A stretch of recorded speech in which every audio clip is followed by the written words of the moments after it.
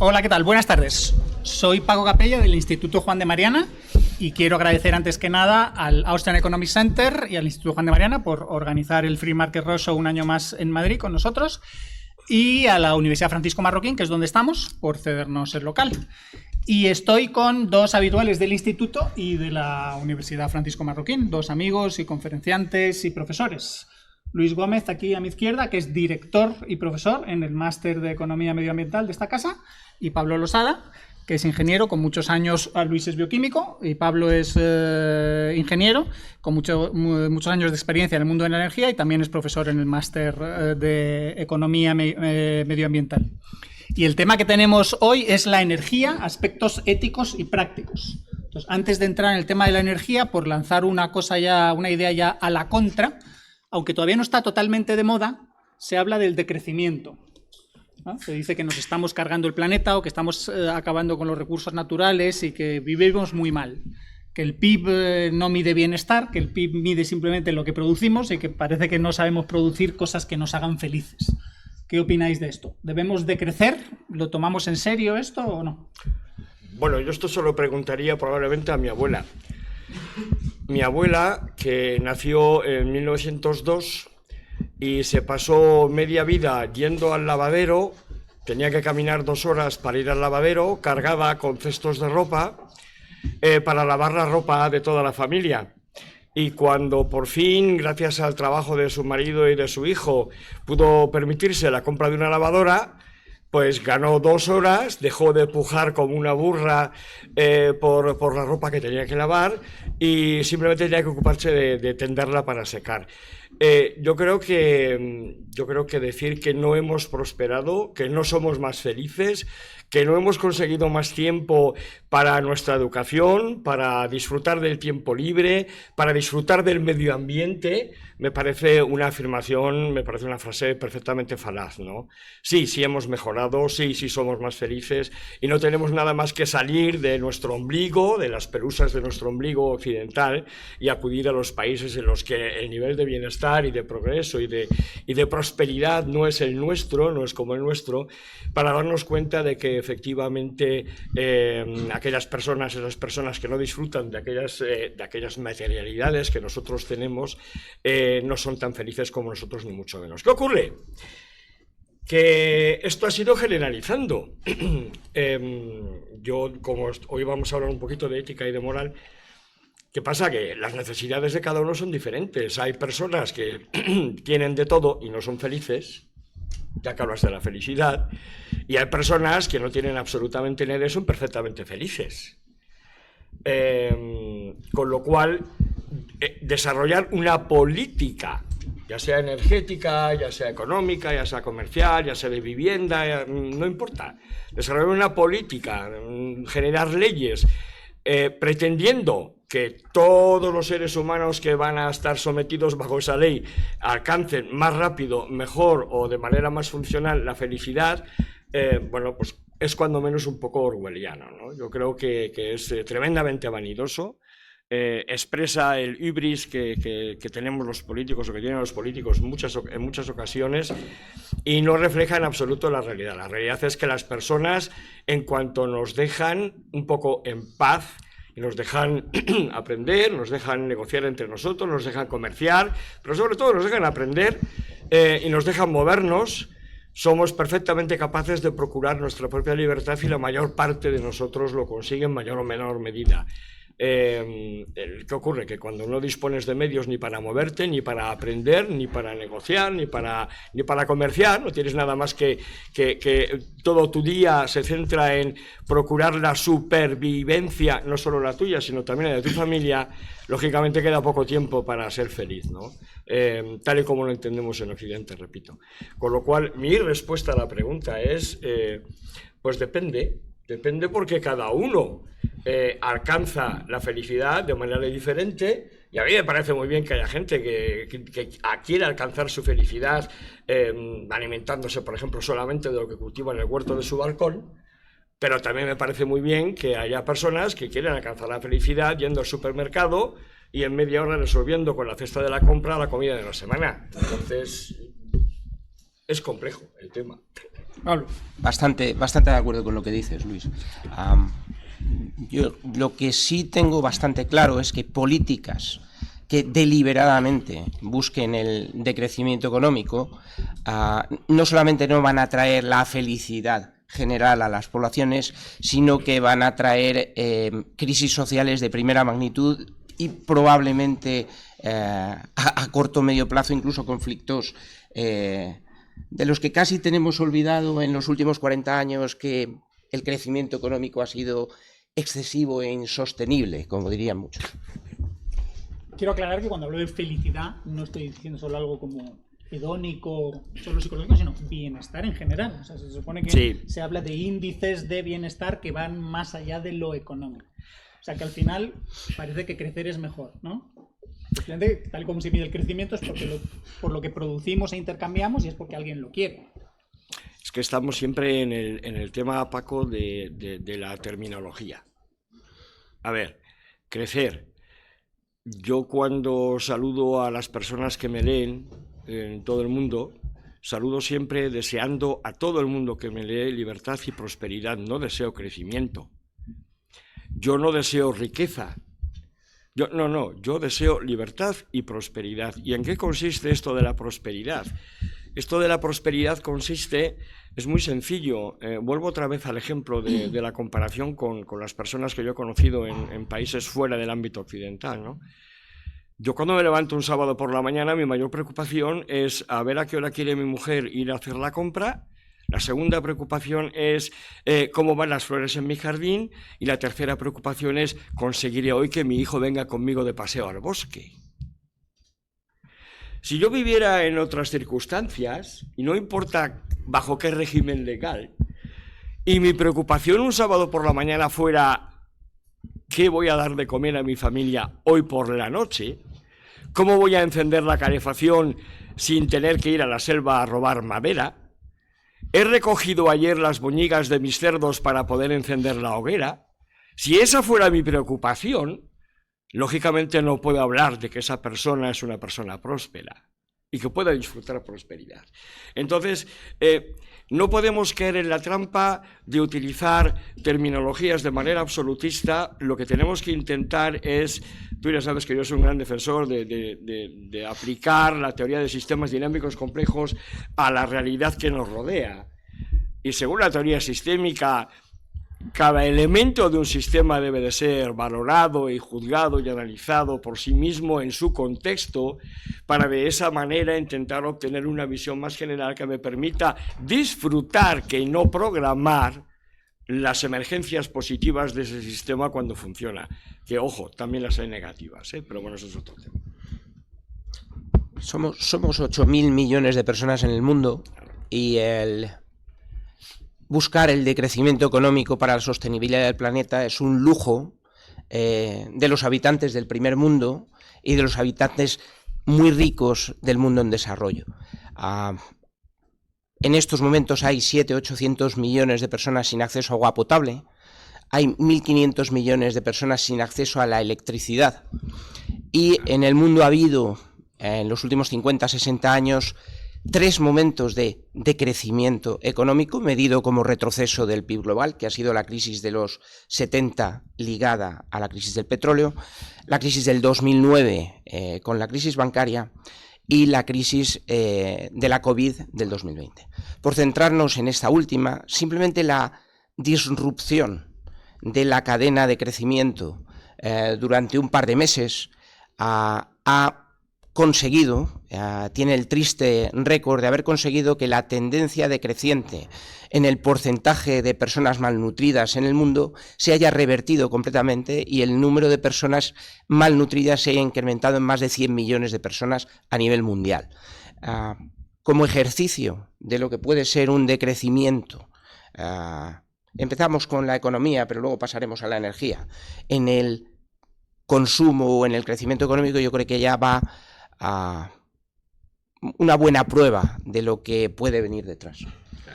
Vale, entonces queremos producir en general. Puede haber gente que prefiera su jardín y la vida contemplativa, pero un número importante de personas quiere producir, quiere intercambiar y eso requiere utilizar recursos.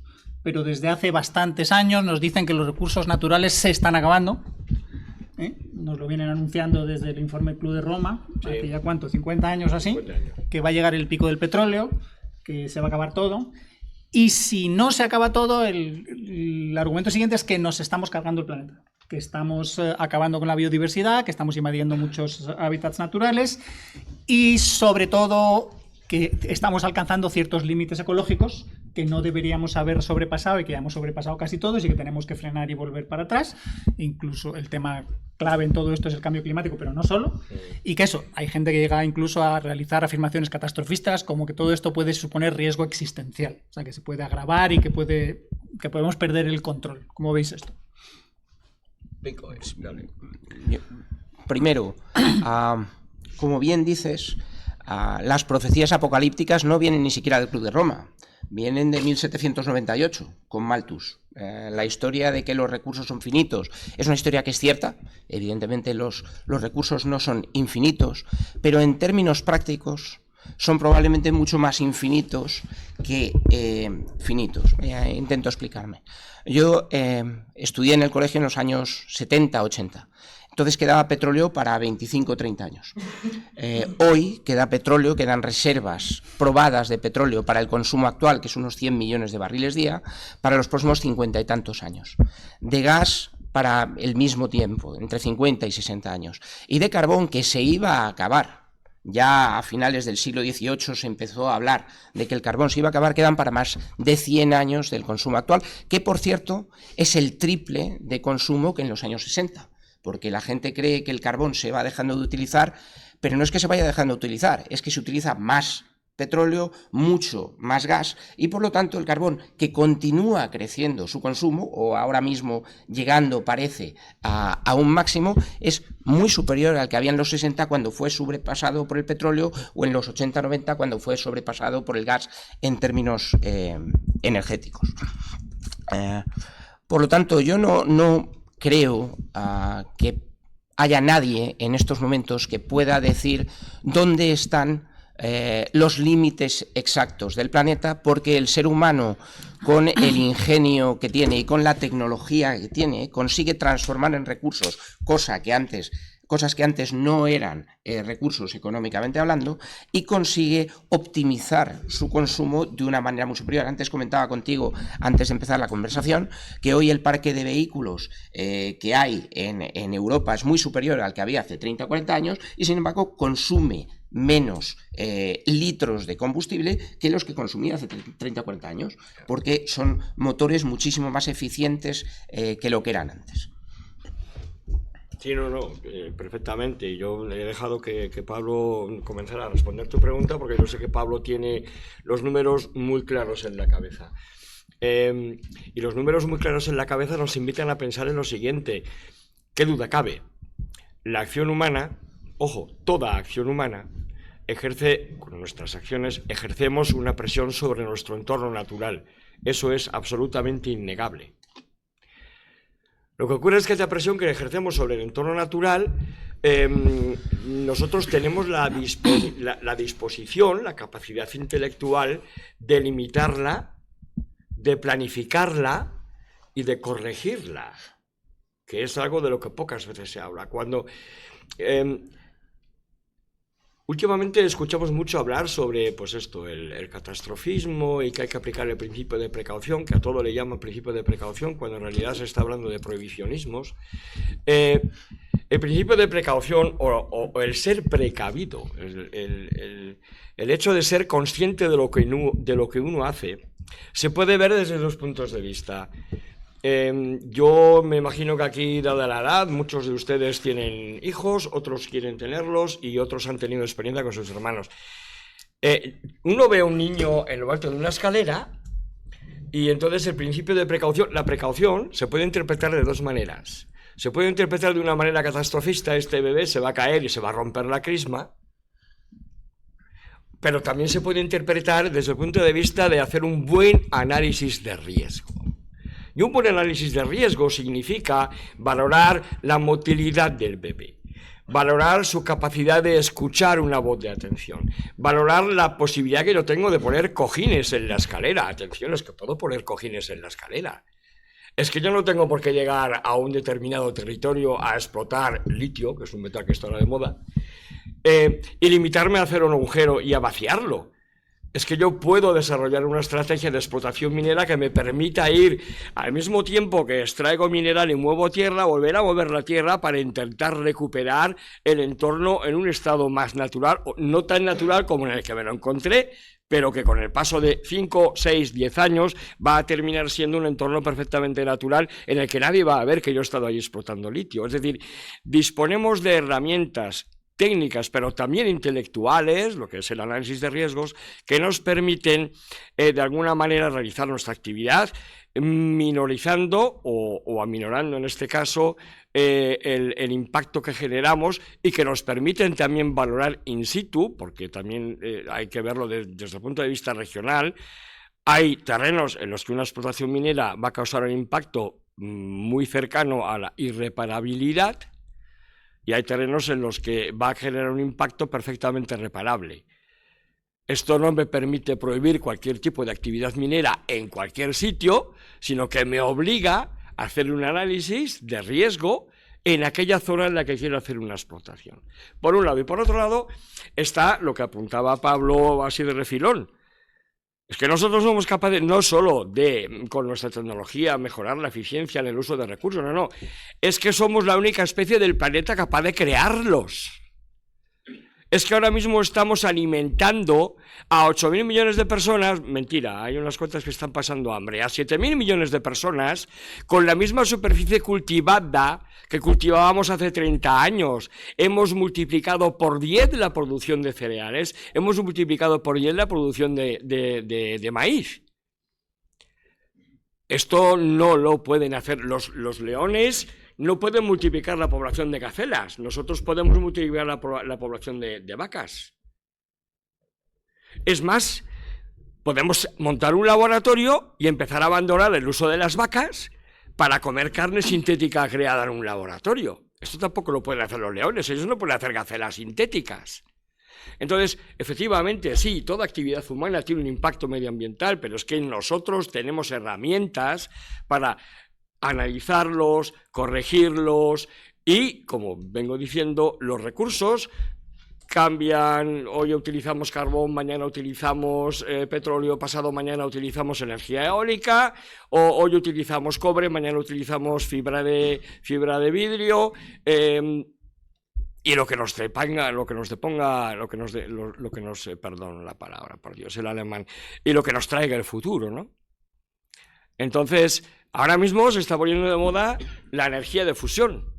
Yo voy a poner un poco de freno. Efectivamente, la fusión nuclear ha dado en los últimos 5, 6, 7 años un par de pasos espectaculares hacia adelante, pero ojo, que no nos confundan los titulares de prensa. Seguimos estando a 10 años del uso de un reactor de fusión nuclear a nivel comercial que sea capaz de generar de manera regular 1,5 gigavatios al día. O sea, cuidadín, ¿eh? Vamos a tener un poco de paciencia. Sin embargo, hay otras cosas, de las que hablamos, si me dejas, que sí podíamos ponerlas en práctica ya y no las ponemos en práctica porque nos hemos empeñado en llevar adelante una determinada política energética. Bueno, pero eso ya no es culpa de los que se dedican a la energía, es culpa de los que se dedican a la política.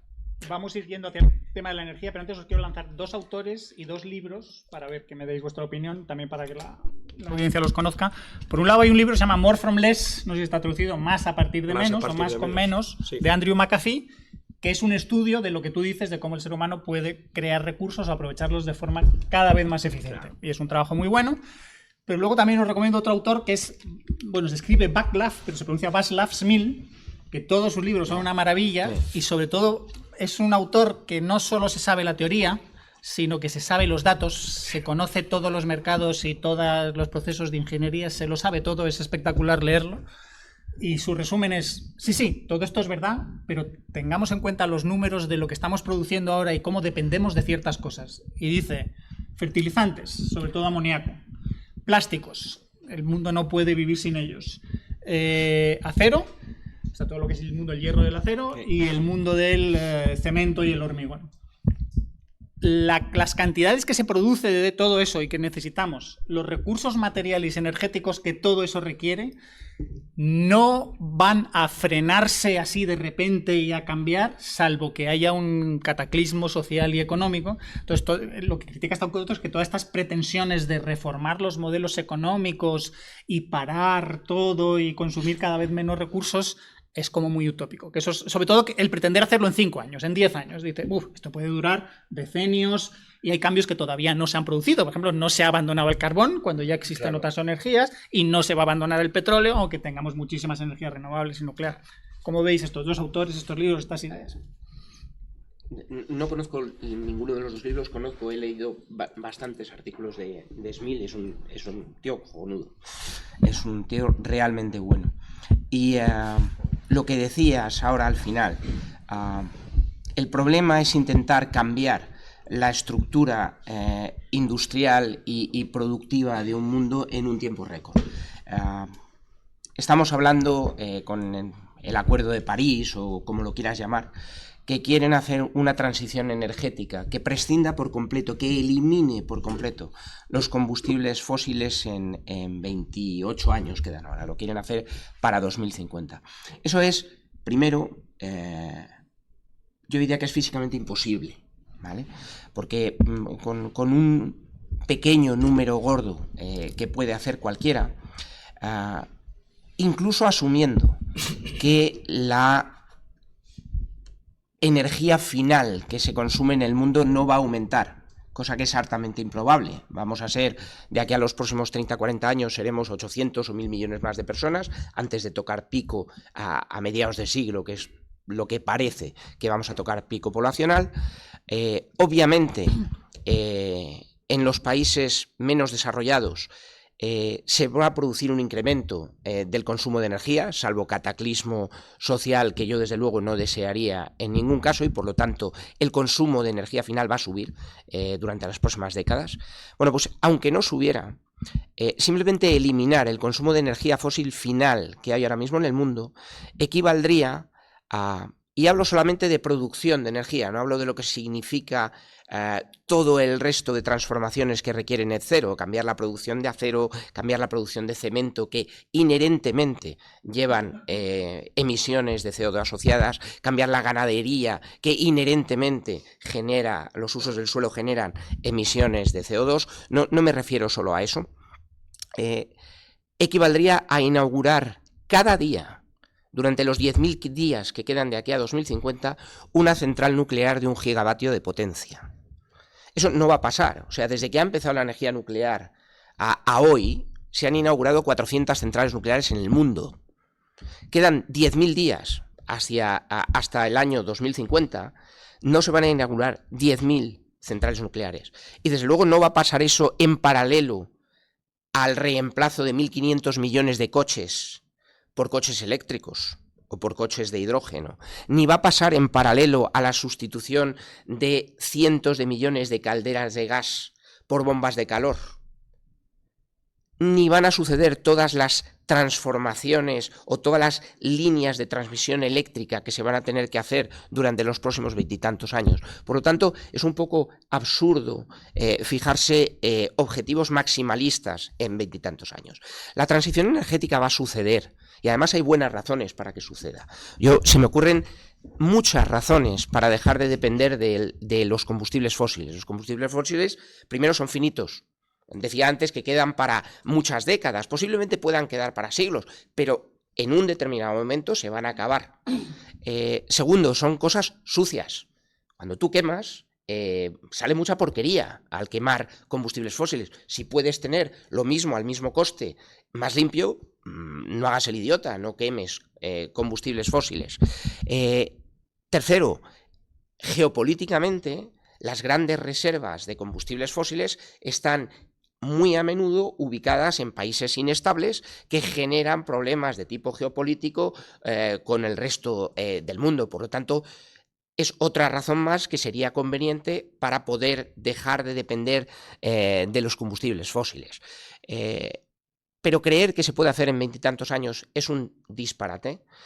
Centrarlo todo, como se está centrando ahora, en tecnologías cuando menos discutibles, como pueden ser la energía solar o la energía eólica, que inherentemente son intermitentes y que por lo tanto añaden una serie de... Aunque el kilovatio hora teórico producido con un panel solar o con una turbina eólica sea muy barato, si queremos que la luz se encienda cada vez que damos al interruptor, tienen que ir complementados con baterías o con otro tipo de centrales eléctricas que puedan proveer electricidad cuando no sople el viento o cuando no luzca el sol, y eso eleva los costes del sistema. Entonces yo ahora mismo creo que lo suyo sería abrir mucho más el rango de las opciones tecnológicas e invertir mucho más en innovación-desarrollo para futuras formas de energía, y sobre todo deberíamos ir olvidando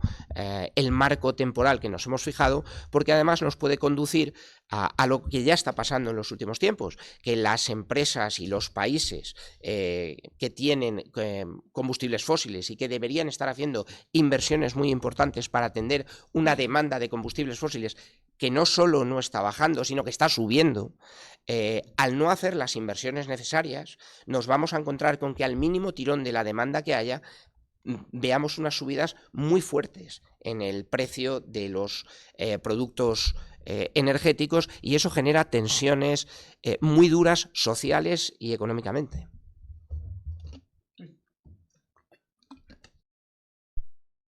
Voy a intentar redondear lo que nos acaba de decir Pablo, que no le pongo ni un punto ni una coma porque ha sido perfecto como resumen y como respuesta a tu pregunta, contando algo que está ocurriendo ahora mismo en Alemania. Ahora mismo en Alemania hay una discusión que ha surgido esta semana pasada, el miércoles, fortísima, en torno a la pretendida ley del Partido Verde Alemán de obligar a todos los habitantes de Alemania a sustituir en un plazo de 12 años sus calefacciones de gas y gasóleo por bombas de calor. Ojo, surge la polémica no porque a los alemanes no les guste y no quieran invertir ese... No, porque la Asociación Profesional de Instaladores de Calefacción Alemana, es decir, los que instalan las calefacciones, han salido a la calle, han medido las condiciones en las que se encuentran muchísimas viviendas unifamiliares, pero ojo, y sobre todo, las viviendas sociales de las zonas menos favorecidas de Alemania, construidas en los años, a finales de los 60, principios de los 70, y han hecho un informe en el que explican exactamente por qué es absolutamente imposible calefactar con bombas de calor uno de estos bloques de edificios sin hacer reformas que superarían con creces la imaginación más obscena de presupuesto de ningún político y de ningún proveedor de bombas de calor. Es sencillamente impagable. Eso en esos bloques enormes. Luego vienen las casas individuales, y las casas individuales hay casas que tienen 50 años, que tienen radiadores, que están muy bien aisladas, y sin embargo, por su construcción, se verían obligados a cambiar el sistema de radiadores de calor radiante en las paredes por calefacción radiante de suelo. Estamos hablando de una inversión de 20.000 euros que la vamos a pagar los alemanes, la van a pagar los dueños de las casas, la van a pagar los verdes. ¿Quién va a pagar el que yo en mi casa cambie las calefacciones, los radiadores de la pared y ponga calefacción radiante en el suelo? Se lo voy a pedir a Pablo que pague con sus impuestos, el que es rico, le robo a él de los impuestos el dinero para hacer yo mi reforma en casa. Es que es una locura. Es que es una locura. Gran parte de las subvenciones de estos fondos europeos que se supone que están llegando y se supone que están gestionando relativamente mal porque ni siquiera se gastan todo, son para aislamiento, para instalación de sistemas no de gas, solo pueden ser renovables o eléctricos. Los alemanes últimamente se están pegando todos los tiros en el pie que pueden. Ha sido hoy o ayer o mañana cuando van a cerrar las 3 centrales nucleares que les quedan. Mañana. Y ha habido una carta de 100 científicos o personas diciendo, por favor, vamos a darle una última pensada a esto. Incluso todavía podemos echar atrás las 6 que se pararon hace meses, porque al menos no las están desmantelando, sino que están ahí pensando a ver si alguien vuelve un poco a la cordura y las volvemos a activar. ¿Cómo ves eso en Alemania? Lo veo muy difícil porque la presión a la que se han autosometido los 3 partidos que ahora mismo gobiernan el país es creciente, es muy grande. Yo creo que ellos son perfectamente conscientes de que han cometido serios errores, no solamente en política energética, pero fundamentalmente en política energética, también en política internacional, también en política interior. Las relaciones con algunos estados se han deteriorado. Y yo creo que ellos saben que van a perder las próximas elecciones. Entonces este gobierno no se va a despedir haciendo un canto del cisne, sino se va a despedir haciendo el grito del cisne. Yo creo que las centrales nucleares alemanas las cierran la semana que viene, sí. Desgraciadamente, porque esto va a suponer que mi factura energética el año que viene va a ser absolutamente exorbitante. Ya este año lo está siendo, pero el año que viene va a ser impagable, va a ser una locura. Va a tener que venirme a vivir otra vez a León. A mí personalmente me tranquiliza un montón respecto al problema del cambio climático. Si en el mundo más preparado técnicamente y con mejores ingenieros, científicos como es Alemania, se van a cerrar las centrales nucleares, el cambio climático no es un problema existencial, punto. Exacto, sí, es la la conclusión, sencillo, conclusión lógica. No hay más historia. Claro. Este invierno ha sido relativamente suave, o sea, en otoño con todo lo de la guerra, el problema ruso, dejar de recibir petróleo y gas de ellos. Había economistas que decían, bueno, esto va a ser un desastre brutal, pero al final parece que se consiguieron suficientes reservas de otros sitios, los mercados se han reestructurado, se trae gas natural de otro sitio y no hizo falta tanta calefacción. Hemos tenido suerte, nos tenemos que volver a preparar para el año que viene. ¿Cómo veis los mercados en ese sentido? Lo primero, hemos comprobado una cosa de la que nadie habla nunca, y es que el cambio climático tiene algunas cosas buenas. Solo se habla de las malas, pero que haga menos frío en invierno en muchos terrenos es algo muy bueno. No solo respecto a la salud, porque el frío mata de promedio a nivel mundial 10 veces más que el calor, y si hace menos frío muere menos gente derivado de temperaturas no óptimas, sino que el consumo energético para aclimatar las viviendas del hemisferio norte durante el invierno es sensiblemente inferior al que tendría que ser en condiciones de 1 grado, grado y medio, 2 grados más bajas, que es las que había hace 40, 50 años. Eso por así como nota al margen del asunto. En cuanto al tema energético, con el gas yo creo que pasa, el petróleo es... Esto es un poco complicado. El petróleo es un mercado realmente global. Se produce en todos los sitios del mundo y se transporta petróleo en barcos petroleros a cualquier sitio del mundo. Con el gas es un poco difícil, porque el gas o va directamente por tubería o lo tienes que licuar, meter en un metanero, llevar a un sitio, montar una planta regasificadora que requiere varios miles de millones de euros y que hasta ahora, que realmente ha sido una emergencia, se tardaba bastantes años en hacer. Ahora Alemania, por eso te digo que no me preocupa nada el cambio climático. Ahora, si se permiten deshacer centrales nucleares, ahora ya no hace falta el estudio. Porque si hubiera problemas medioambiental, estarían construyendo centrales nucleares en 6 meses, pero no se está haciendo. Entonces, en Alemania han hecho varias plantas regasificadoras y la duda que yo tengo es en todo ese teje-maneje de compro aquí, vendo allí y demás, si realmente el gas que ha venido de Indonesia o de Estados Unidos probablemente no, pero el que haya venido de Indonesia, de India, de China, si realmente venía allí o venía de Rusia. Traspasado. Bueno, hay quien dice que el que venía de India, en concreto Alemania, venía de Rusia, pero bueno, eso es, creo que no llegaremos a saberlo nunca, o si lo sabemos, no nos lo van a contar en el telediario. Hemos tenido suerte. Hemos tenido suerte porque el invierno ha sido suave. No podemos olvidar una cosa, nos encanta lo de abandonar la perspectiva temporal cuando de cosas como el cambio climático se trata, ¿no? Nos encanta abandonar lo que sabemos que las condiciones climáticas son cíclicas y que hoy hace un día maravilloso, pero mañana a lo mejor no. Este año hemos tenido un invierno suave, pero a lo mejor el año que viene no. Nos olvidamos de que no tenemos capacidad tecnológica todavía, estamos intentando conseguirla, pero no tenemos capacidad tecnológica todavía para hacer una predicción de evolución atmosférica a mayor plazo que 40 días. Repito, 40 días. Entonces, si yo no puedo hacer un modelo fidedigno climático, de cambios atmosféricos a más de 40 días, ¿cómo voy a ser capaz de desarrollar una política económica, energética, social, de vivienda en nombre del principio de precaución? Porque sé, lo creo, es una religión, lo creo fervientemente, que dentro de 50 años vamos a estar aquí viviendo en el trópico. Debajo de las palmeras, en Madrid, saliendo a la playa porque ha llegado el agua hasta la cordillera. Entonces, como no lo sabemos, lo que yo puedo decir a tu pregunta directamente es que hemos tenido suerte. Anécdota. El 2012 fue un año durísimo, un invierno durísimo en Leipzig.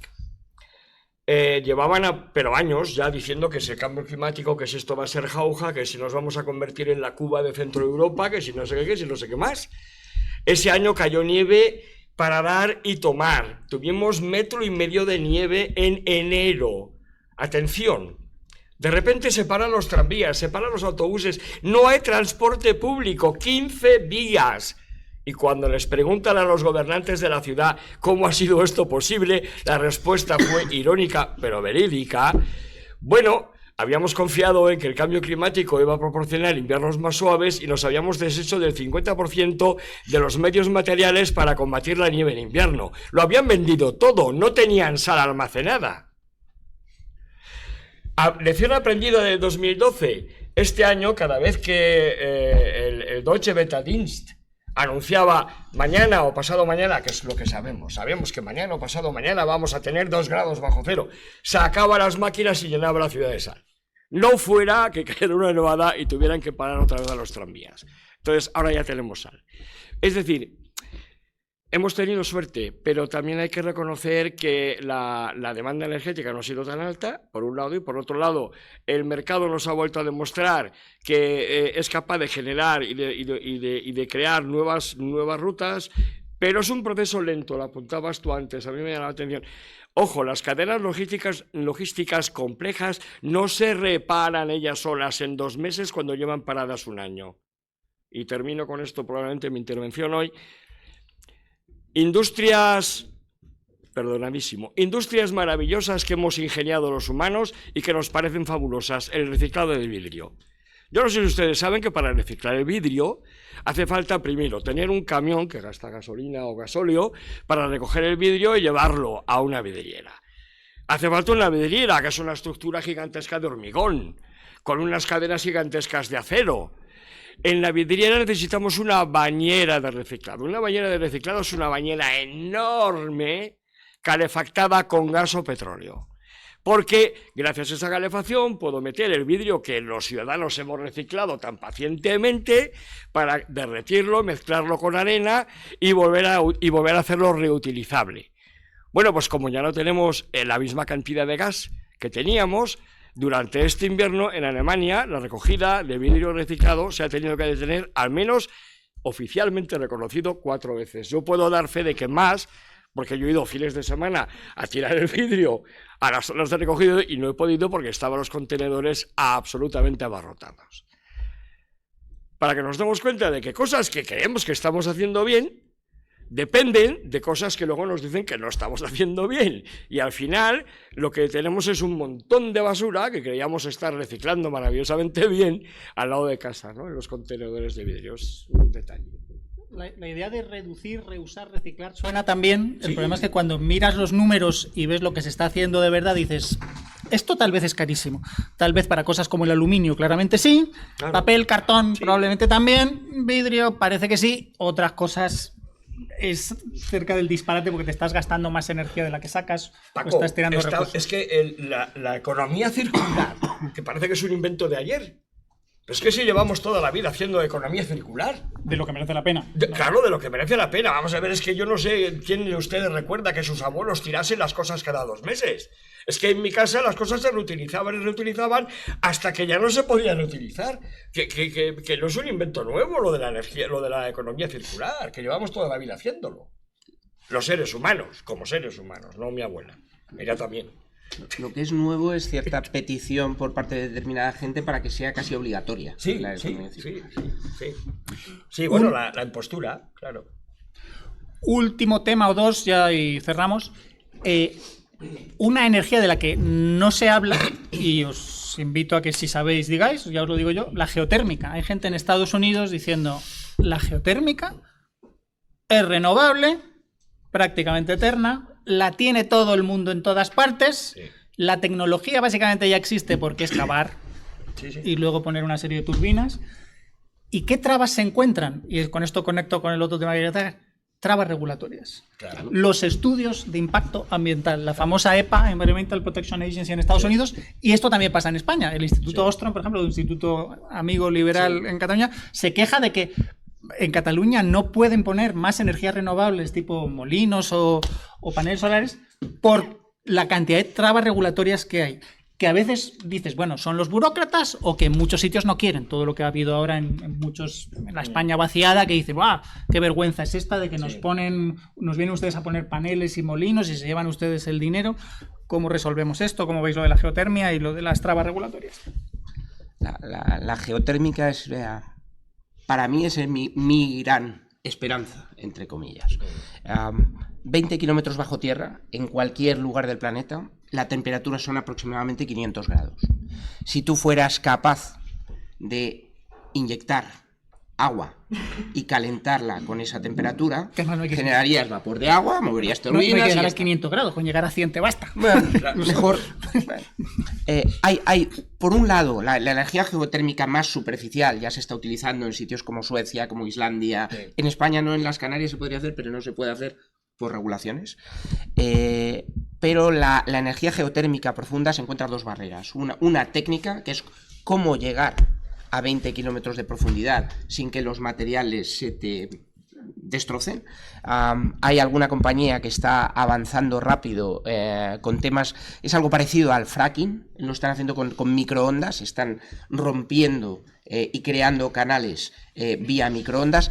Tiene buena pinta, tienen un proyecto para montar una planta en 2024 de 100 megavatios en una antigua mina de carbón, lo que decías tú, aprovechan instalaciones antiguas donde ya tienen las turbinas y todo, pretenden tenerla en marcha en 2024 y en régimen comercial en 2028. No estamos hablando, no es como la fusión que decía antes Luis, la fusión es muy prometedora, pero estamos hablando desgraciadamente de bastantes décadas vista, probablemente antes de que veamos reactores comerciales a un precio razonable. Esto sí funciona técnicamente y parece ser que las cosas de momento van bien.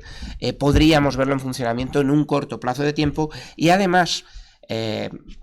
siendo la tecnología exportable, es aplicable en cualquier sitio del mundo. Es muy interesante lo que decía Paco, lo bonito de la energía geotérmica es que debajo de nuestros pies, en cualquier sitio del mundo, puedes aplicar esa tecnología y obtener electricidad con el calor que hay en el manto.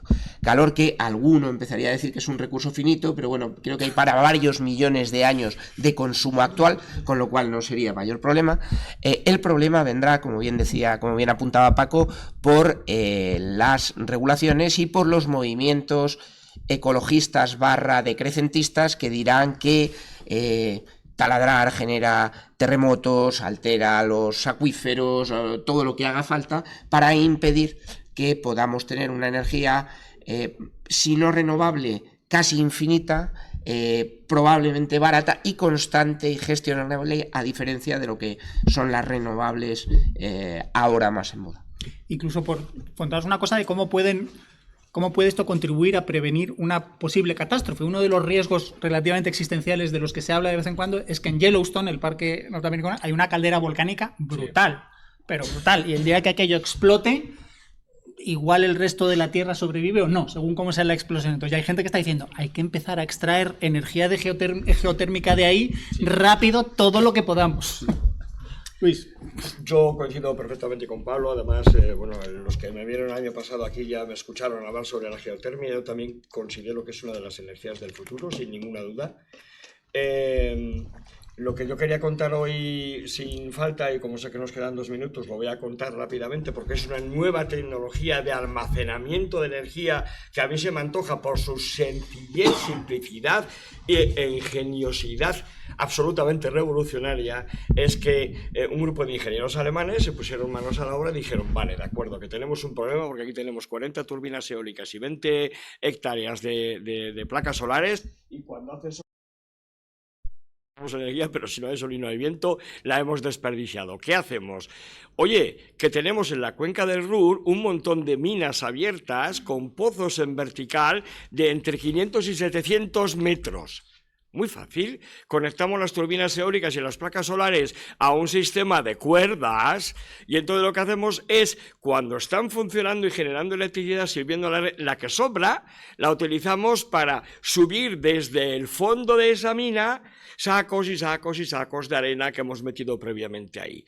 Esos sacos de arena quedan arriba, hay una cosa en física que se llama energía potencial.